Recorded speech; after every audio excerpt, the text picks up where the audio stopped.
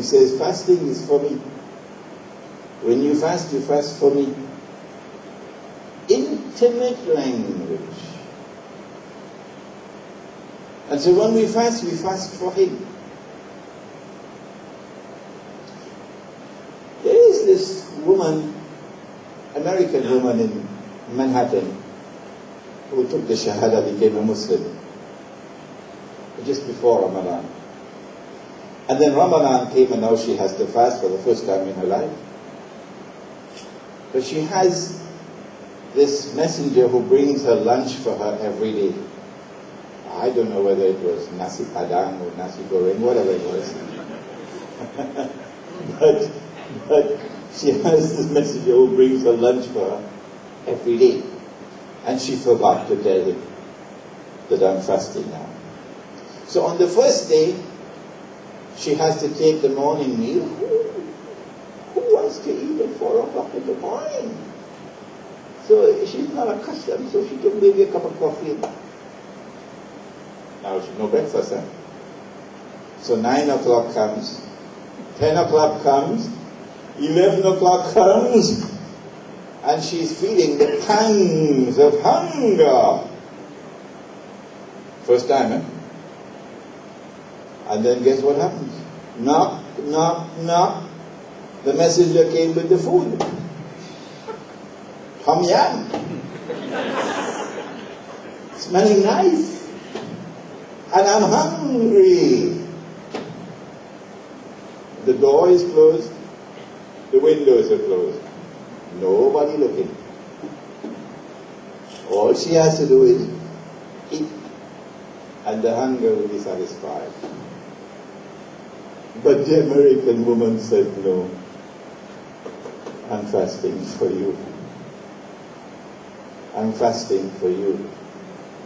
Fasting connected her with a God she couldn't see. That's an amazing accomplishment for someone born in Western civilization who does not believe in that which you cannot see. There is no reality beyond the material reality. That's materialism. A rejection of a spiritual interpretation of the universe. But fasting connected her with a God she couldn't see. I'm fasting for you. You're looking at me. How can I eat?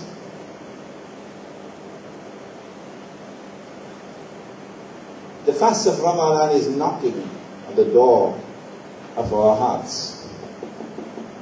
If you can fast for me from dawn until sunset,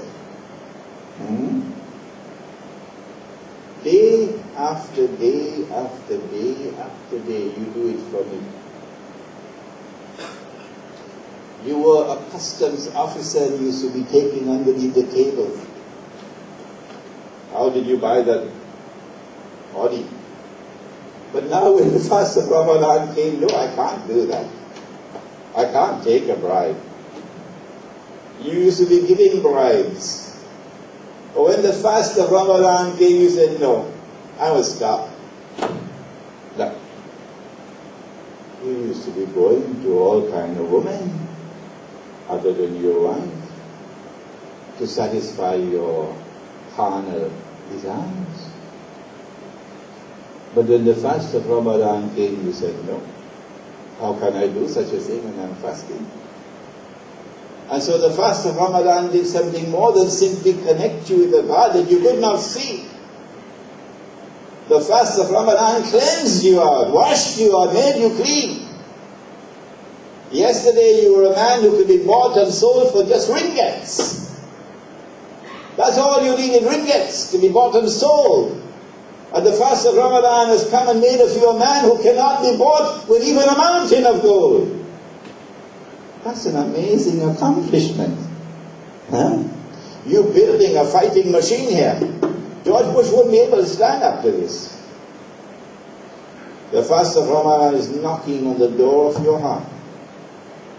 If you can fast for me, from morning until night, day after day after day after day, if you can fast for me, why can't you live for me? Why does Allah want us to live with Him? Live for Him. Why does He want us to proclaim? Qul, say it! Inna salati wa nusuki wa mahyaya wa mamati lillahi rabbil alamin. They call this fundamentalism. Say it, verily, my prayer and my service of sacrifice and my very living and my very dying, everything is for you. They call that fundamentalism. Secular societies can't have that kind of people around who proclaim this verse of the Quran. The fast of Ramadan is meant to take a people and so transform them and mobilize them that they now become a people who live for Allah. Yesterday, you remember the fellow, not in Manhattan this time, he's in Brooklyn. He said, everything I'll give up for you, oh God. But not my green card, that I can't give up. No. Now, whether it be your green card or the job that you have in the bank, of course, whatever it may be, I'm prepared to give up anything or everything for your sake. Now you live for Allah. But how does living for Allah translate into power on the battlefield? Simple. It is only those who live for Allah, only they will die for Allah. They call that, of course, terrorism. CNN. Only those who live for Allah, only they will die for Allah. The rest are like sawdust. The wind comes, they're blown away like straw. But those who live for Allah, they'll die for Allah. That's power. When a man is prepared to die for his cause, he's prepared to die for his cause, he can defeat an enemy much more powerful than him. Fidel Castro and a small band of men in the Sierra Maestra mountains of Cuba were fighting for a cause because Cuba had been raped time and again by the United States. The rape has to stop one day. And Fidel Castro and his men came forward and fought for a cause and succeeded. The only part of Cuba still under occupation is a place called Guantanamo. Mao Zedong. They fight for a cause. They're prepared to die for their cause. They succeed. Imam Khomeini. He didn't have any tanks. He didn't have any guns. The Shah had the biggest armed force in the Middle East. The best equipped military force in the Middle East.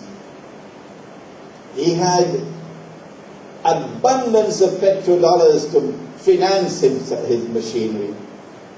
He had the support of the two superpowers, the United States and the Soviet Union.